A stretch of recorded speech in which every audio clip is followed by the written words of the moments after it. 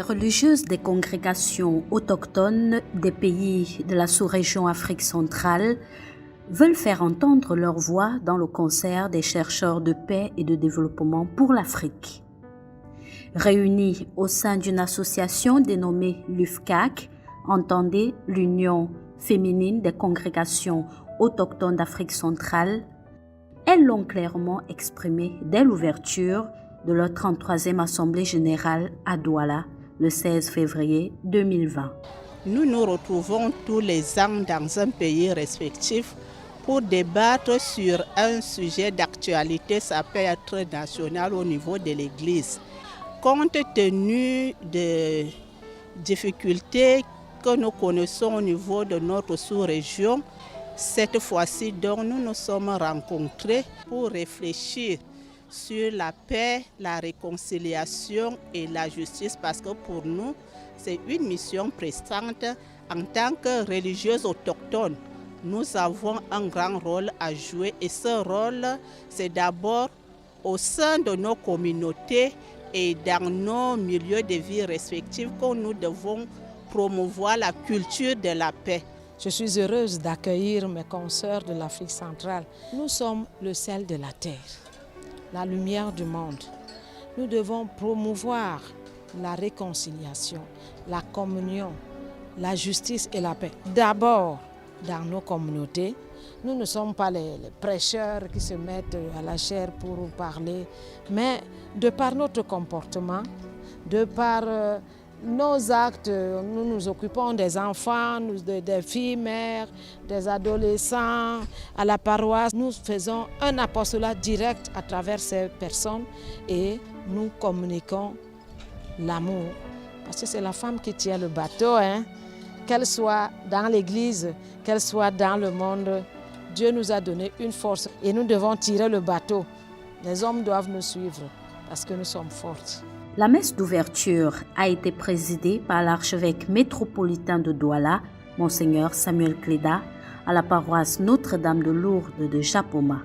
Monseigneur Cléda a lui aussi affirmé la pertinence de cette rencontre. En Afrique, dans la sous-région, pas seulement au Cameroun, dans la sous-région, il y a partout, n'est-ce pas, de foyers de tension. Les peuples sont divisés. Nous voyons bien, n'est-ce pas, les dirigeants sont d'un côté, le peuple d'un autre côté vivant dans la pauvreté, dans la misère.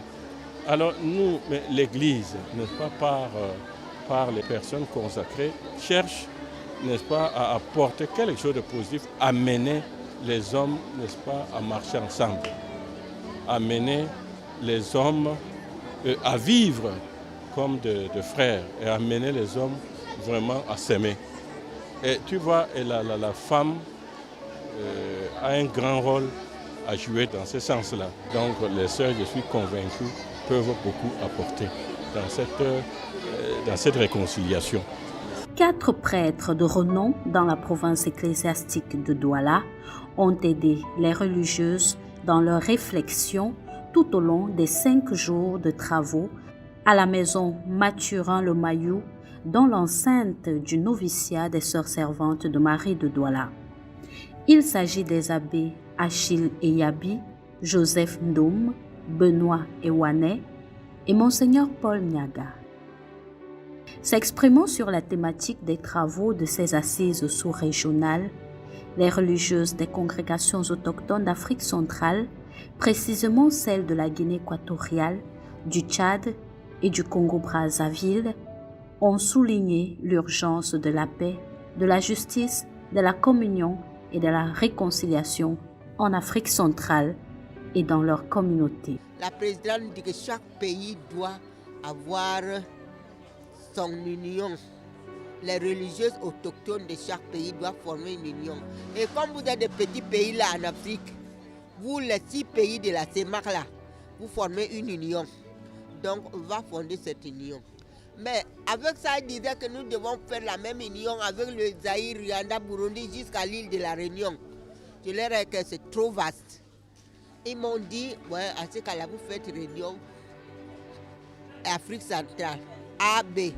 Quand vous assurez la présidence pendant 3 ans, l'autre groupe assure pendant 3 ans. C'est comme ça que j'avais donc fondé J'ai fondé ça ici avec les pays de la CEMAC, sans problème. Je suis allé aux Zaïre leur annoncer là. Les religieux des congrégations internationales ne comprenaient pas. Je leur ai dit, je ne vous demande même pas la permission. J'ai informé mes consoeurs des congrégations diocésaines qu'elles doivent fonder une union. Et c'est comme ça qu'elles ont fondé là-bas. Et on a travaillé ensemble pendant 10 ans au moins. Maintenant, elles forment leur union à part. Nous avons la nôtre. Avec la 33e Assemblée générale de l'UFCAC au Cameroun, des fenêtres d'aération sont ouvertes et qui permettront à coup sûr au supérieur général des congrégations autochtones d'Afrique centrale de s'engager un peu plus à former intellectuellement et professionnellement les religieuses diocésaines, à diversifier leur formation et pourquoi pas former les sœurs aux sciences dures telles que les mathématiques, l'électricité, la mécanique et bien d'autres. L'Afrique centrale est fière de ses religieuses qui avancent d'un pas décidé et décisif vers l'autofinancement pour enfin sortir de la dépendance financière et matérielle vis-à-vis des diocèses. Vous avez le soutien de l'Afrique, chères religieuses autochtones des pays de l'Afrique centrale. Vous avez le soutien de l'Église universelle. Vous avez le soutien du monde entier. Pour cet exemple de courage et d'implication dans l'amélioration de la vie sociopolitique et économique de vos frères et sœurs des pays d'Afrique centrale, merci. Thank you. Thank you.